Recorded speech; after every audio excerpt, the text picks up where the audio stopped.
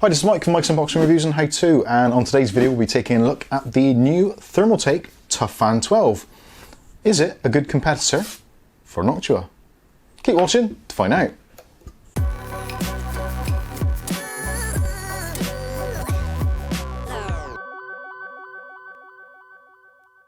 Okay, so in today's video we'll be taking a look at the new Thermaltake TOUGHFAN 12. Now this is a new design from Thermaltake and is primarily designed as a radiator fan with a high static pressure, but essentially you can use this for pretty much anything. And later on in the video you'll see how I've managed to replace one of my Noctua fans on my cooler and actually gain some pretty decent results. So let's take a look at the packaging, we'll take it out of the box, take a look at it, go through some of the specs and see if it's right for you. So the first thing I suppose we should mention is the price. Now, fan pricing is generally all over the place. A competitive product to this, such as the Noctua, the AF12s, realistically you're looking around about $30 at the moment, whereas this comes in at around about $20. Now those prices are reflected here in the United Kingdom, with the Noctua fans coming in around about £27, £28, and these coming in at just under 20. So roughly a saving of approximately a third of the price. But do they perform a third worse? We'll find that out later. Let's take a look at the packaging first of all. So packaging wise, these look pretty cool, very nice retail packaging. And as you can see straight away, these are in a kind of like a nice matte black finish. Also, you've got rubberized grommets on the side, which are in a grey. Really nice to see. And obviously, if you are into your Noctua fans, then this is a very nice thing to see rather than seeing those brown and beige edges. Looking at the side, nothing much going on there, and on the back it goes into a lot of detail about the specifications of the fan, which I'll put up on the screen for you now so you can read through those.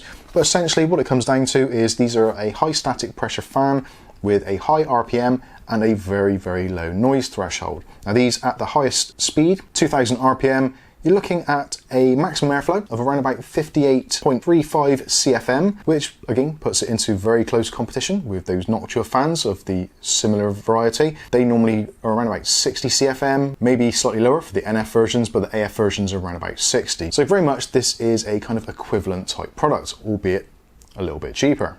Also of note is the new bearing in these. So this has got the new hydraulic bearing in there. Basically it's been refined and updated to make it very, very quiet and very, very stable. There is a steel shaft which runs through the bearing just to keep those tolerances to an absolute minimum and therefore reducing vibration and noise. These are a standard size as well, so it's 120 by 120 by 25mm, so should fit into most systems, and have a PWM range of between 500 RPM and 2000 RPM. Again, very much an equivalent product to the AF fan. Maximum static pressure is rated at 2.41 H2O, so again pretty much a static optimized fan. So let's take it out of the box and see what we actually get. So starting off in the packaging, again it's very nice inside as well, and we get the main fan itself and the cable attachment. And as you can see, this does look very, very familiar. The design, the bearing, etc. There's quite a few high-end fans on the market which all share a very, very similar looking design, and again if it works for others, then why not take advantage of that and then refine the process. So we've got multiple blades, and also the blades have got a very, very close tolerance to the outer side, again keeping that static pressure. You've got your rubberized grommets on the side, so for noise dampening, and those are on the front and on the rear. Nice to see that you've got all blacked out cabling, and also there is a cover on the cable as well, just to protect it should it for some reason get caught in any fans elsewhere in the system, etc. Or just for cable management, so if they do rub against something, then you're not going to damage the cable itself. You have got actually quite a long cable on there. Again, this is really designed for radiators, so you can have a nice long PWM cable which should stretch around the system from front to back very, very easily. Although if you're using this for a air cooler replacement, then you may find some of this a little bit awkward to cable manage. But again, you can put it down the back of the PC so it is out of sight.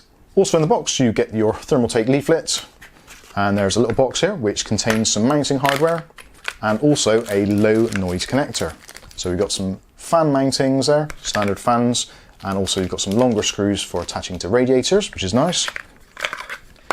And we get our low noise adapter, so you can plug this in line with the cable, and this will reduce the RPM down to around about 1500 RPM at the maximum, or effectively 9 volts DC.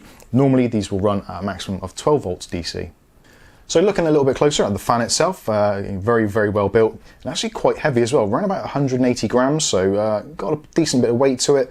Also, we've got the new design on the fans. It's based out of a new liquid polymer design, And they use this compound basically to minimize vibrations. It's got a very good tensile strength, so again, limited wobble factor, all that kind of stuff. Essentially, the better quality you can get, or the tensile strength in the fan and the fan blades, it stops them wobbling around and making those kind of weird noises that we get in cases with some of those cheaper fans. Going back to the fan hub in the center, so we've got this metal center. Pretty much most of this is metal. Also, the actual hub itself is all metal design, and there is a hydraulic bearing in there as well, or hydro bearing. So again, very, very low noise and designed to last a long time. And talking of lasting a long time, when you do buy one of these, you do actually get a 2-year warranty on it, which is nice. Not quite up to the standards of some of the Noctua fans, which are 6-year warranties, but again, this is a third cheaper, so do bear that in mind. So that's what the fan looks like, and this is what you get in the packaging. So let's take a look at some of the specifications and actually see how it did in testing. So looking at the graph, we've got the Thermaltake TOUGHFAN 12 versus the Noctua NF12A, and the speeds are measured in meters per second. So the TOUGHFAN with a full speed fan attached to a radiator, 3 meters per second, whereas the Noctua, a little bit faster, and got 3.2 meters per second. Using it in an open environment without a radiator, so a completely open environment, the TOUGHFAN 12 scored 4.15 meters per second, whereas the Noctua again slightly pipped it at 4.3 meters per second.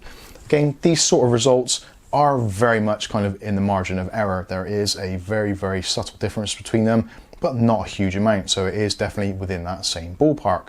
So another option of this is to use one of these TOUGHFANs, rather than attaching it to a radiator, maybe use it as a case fan, or actually to upgrade your existing CPU cooler. Now, I've taken the liberty of using my Noctua NH12S as an example here, and I've removed the stock fan, which is the NF12, and replaced it with one of these. And I think you'll find the results quite interesting.